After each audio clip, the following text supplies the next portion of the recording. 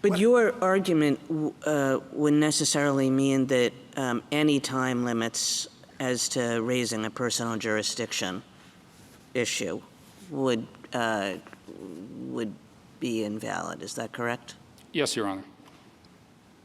Okay.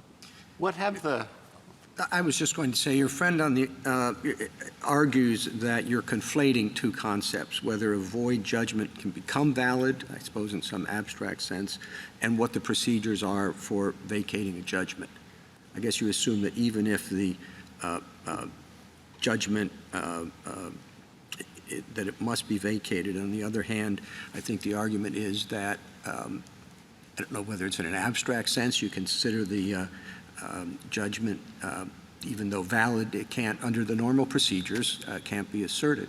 I mean, sort of like a statute of limitations, I suppose. I mean, you don't necessarily have to suggest there's anything valid about what, you wanted to challenge, but it just can't be raised given the statute of limitations.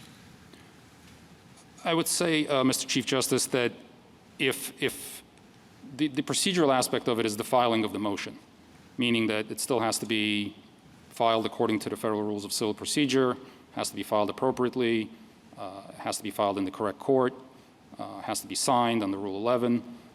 But I don't think that the reasonable time limitation is a potential procedural bar.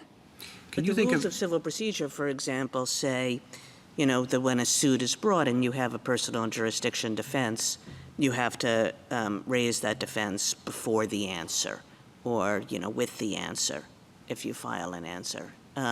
There's some sense of like when you're supposed to file your personal jurisdiction defense, and if you don't, and if you wait forever, it's lost. Would that also be, we should basically say that rule is unconstitutional, a violation of due process? No, Justice Kagan.